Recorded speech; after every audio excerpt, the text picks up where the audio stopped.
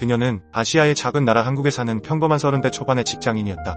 눈에 띄지 않는 일반적인 외모의 조그만 출판사의 마케팅팀 대리라는 직함을 가지고 있었다. 통근으로 하루 3시간을 의무적으로 소비해야 했던 그녀는 함께 살고 있는 홀아버지와 경기도를 벗어나 직장이 위치한 서울에 전셋집을 마련하고픈 작은 소망 하나를 가지고 있었다. 색다를 것 앞서 보이는 그녀의 일상의 변화가 찾아온 것은 누군가 자신을 감시하고 있다는 이상한 느낌을 받은 후였다. 얇고 허름했으나 자신이 평생 살아온 정든 집에서 그런 기분을 느낀다는 것은 사실 여부를 떠나 소름이 돋는 일이었다. 처음에는 기분 탓이라고 생각했다. 그래서 애써 자신의 느낌을 부정했다.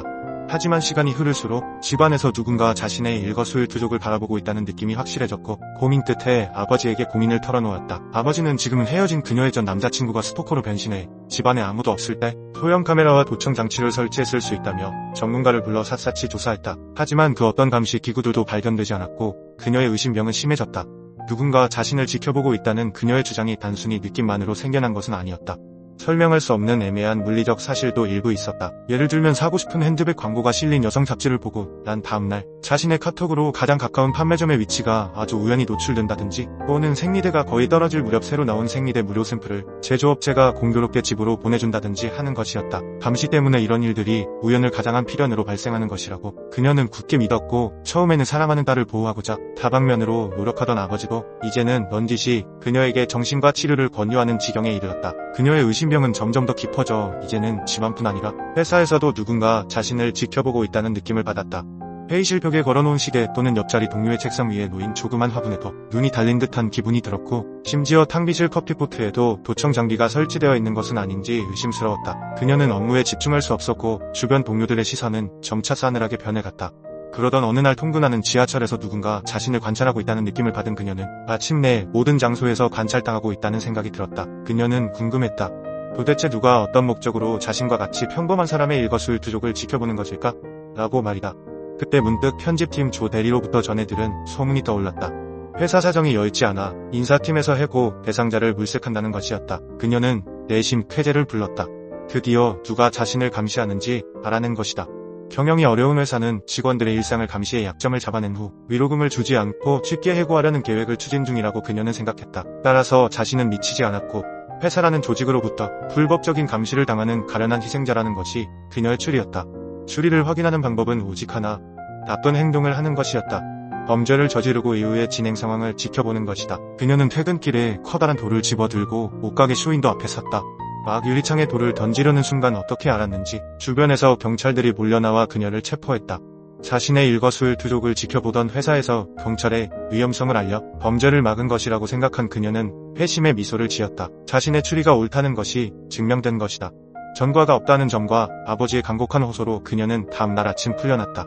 경찰서에서 나온 후 회사 만행의 증거를 확보했다고 생각한 그녀는 곧바로 인사팀에 찾아가 자신 주위에 설치해놓은 도청 장비와 감시 카메라를 모두 치우라며 난동을 부렸고, 회사는 징계위원회를 열어 그녀에게 6개월의 정직 처분을 내렸다. 비밀스럽게 그녀의 아버지를 만난 인사팀장은 회사가 정신병원 입원 및 모든 치료비를 지원해주고 6개월 후 완치되면 다시 근무를 할 수 있도록 해주겠다며 너그러운 표정으로 강제 입원을 권했고, 부친은 회사 방침에 순순하게 따랐다. 강제로 정신병원에 입원한 그녀를 담당한 것은 경력 20년의 정신과 전문의 닥터홍이었다. 닥터홍은 전문가답게 그녀의 말을 2시간 넘도록 조용히 청취한 후 병적인 편집증의 하나인 의심병 증세에 대해 다음과 같이 설명했다. 의심은 본인을 병들게 하고 본인에게 소중한 사람을 힘들게 한다. 본인의 상상력을 덧붙인다. 뜬금없이 화를 낸다. 어떠한 근거를 대면서 화를 낸다. 의심이 많은 사람은 말 한마디 한마디마다 그 의미를 해석하려고 한다. 자기 나름 사람의 심리를 잘 알고 감정을 잘 느낀다고 생각한다. 그녀는 곰곰이 생각했다.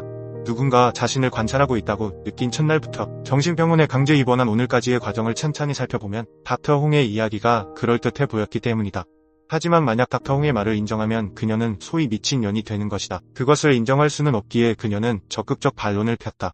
자신이 쇼윈도 유리창을 깰 줄 경찰이 어떻게 알고 그 순간 나타난 것이 바로 자신이 하루 종일 감시당하고 있다는 명백한 증거라며 닥터홍에게 침을 튀기며 강력하게 주장했다. 하지만 그녀는 모르고 있었다.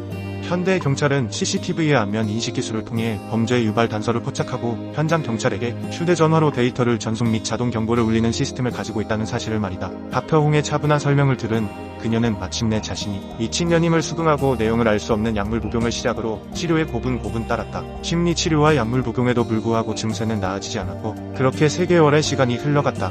닥터홍이 제안한 마지막 치료법은 그녀 주변에서 전자기기를 모두 제거하는 것이었다.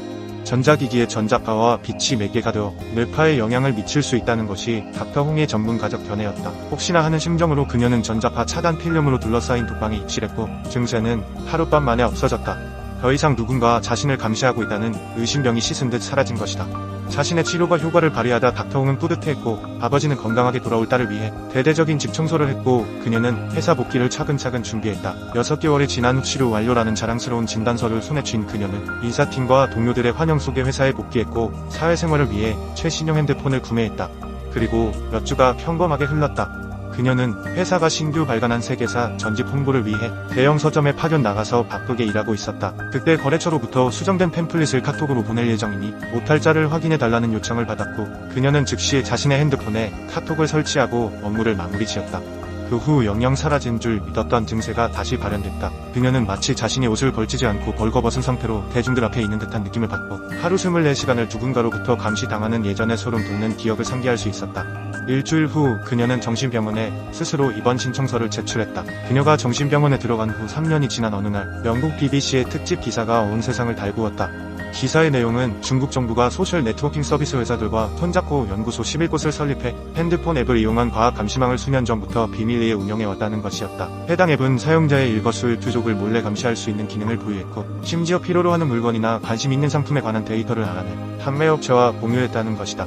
해당 기사는 아시아의 작은 나라인 대한민국에서 다른 국가에 비해 엄청난 사회적 논란을 불러일으켰는데 그 이유는 마지막 문장 때문이었다. 한국의 이름을 알 수 없는 소셜 네트워킹 서비스 기업이 중국에 수억 달러를 제공하고 해당 기술을 전해받았다.